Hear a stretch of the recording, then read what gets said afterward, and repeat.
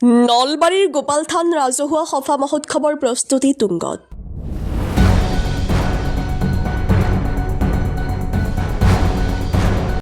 নলবাৰীৰ কেন্দুকুছিৰ গোপালথান ৰাজহুৱা সভা মহোৎসৱ সমাগত। মাজত আৰু কেইটামান দিন বাকী। অহা 23 জানুৱাৰীৰ পৰা 27 জানুৱাৰী 5দিনীয়া বৰ্ণিল কাৰ্যসূচীৰে অনুষ্ঠিত হ'ব অনুষ্ঠানভাগী। প্ৰস্তুতি ইতিমধ্যে প্ৰায় 50% সম্পূৰ্ণ হৈছে। উদ্যোক্তাই জনোৱা মতে আন বেলিতকৈ এই বেলি অধিক ভক্তৰ সমাগম হ'ব বুলি অৱগত কৰে আৰু 12 মাহ 26 জানুৱাৰীৰ পৰা থিয়েটাৰ সূৰ্য আহিব বুলি অৱগত কৰে। আটাইকে ধন্যবাদ আৰু শুভেচ্ছা জ্ঞাপন কৰিছোঁ। ভোগালী বিহুৰ ওলগ যাচিছোঁ যে আমাৰ 9 মাঘৰ পৰা অৰ্থাৎ 23, 24, 25, 26, 27লৈ আমাৰ 5দিনীয়া বৰ্ণাঢ্য কাৰ্যসূচীৰে কেন্দুকুছি 29 সংখ্যক গোপালথান ধৰ্মসভা ৰাজহুৱা মহোৎসৱৰ আয়োজন কৰিছোঁ। ইয়াত আমি বিভিন্ন খেল ধেমালি প্ৰতিযোগিতাকে সংগ্ৰহ আমাৰ এই অঞ্চলৰ যিসকল ছাত্ৰ ছাত্ৰী বা উদীয়মান যুৱকসকলে বিভিন্ন খেল ধেমালি প্ৰতিযোগিতাত অংশগ্ৰহণ কৰিব।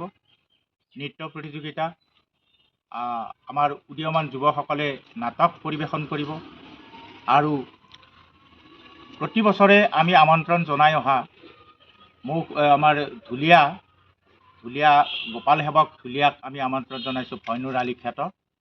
আৰু দুদিনীয়া বৰ্ণাঢ্য কাৰ্যক্ৰমণিকাৰে আমি আমন্ত্ৰণ জনাই আনিছোঁ আমাৰ অসমৰ একমাত্ৰ আগশাৰীৰ ভ্ৰাম্যমান থিয়েটাৰ সূৰ্য থিয়েটাৰক আমি আমন্ত্ৰণ কৰিছোঁ দুদিনীয়া কাৰ্যসূচীৰে।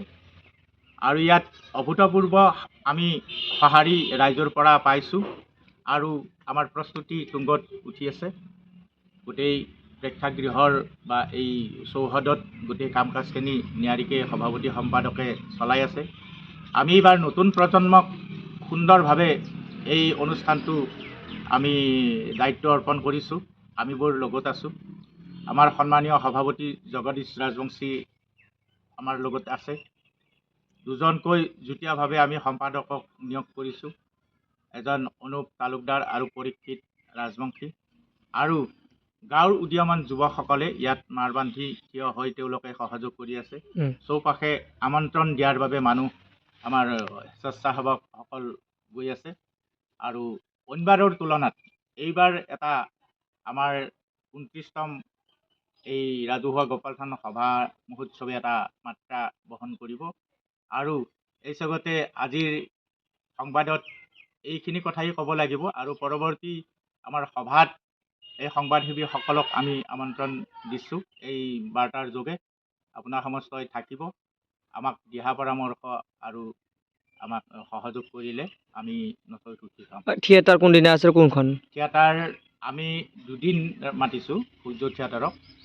আমাৰ 12 আৰু 13 মাঘ, 12 আৰু 13 মাঘ, 26 আৰু 27 তাৰিখে আমাৰ ইয়াত দুদিনীয়া কাৰ্যক্ৰমণিকাৰে তেখেতসকলে আহিব। আৰু ইয়াত বিশিষ্ট এজন উদ্বোধক মাতিছোঁ, আপোনালোকে শুনি ভাল পাব। অসমৰ ভ্ৰাম্যমান জগতত বলিষ্ঠ অভিনয় কৰা আৰু একেধাৰে তেওঁ পৰিচালক আৰু নাট্যকাৰ, কেইবাখনো নাটক ৰচনা কৰিছে আৰু নলবাৰী সমাজ জীৱনৰ লগত ওতঃপ্ৰোতভাৱে জড়িত হৈ থকা বিশিষ্ট অভিনেতা হীৰেণ বৰ্মন দেৱক আমি আমন্ত্ৰণ জনাইছোঁ এই উদ্বোধন কৰাৰ কাৰণে।